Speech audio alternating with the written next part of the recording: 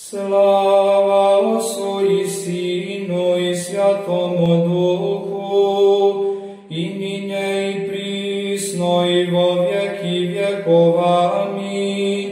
Gavrilu vješašu Tebje, Djevo, radujsja, so glasom oplošaše sjasjeh vladika. Tebje svjatjem kivotje, jakože reče pravedni David, javila sja jesi širšaja nebes, ponosivši zižditelja Tvojego, slava seljšemu sjatja, slava prošešemu iz Tebe, slava slobodivšemu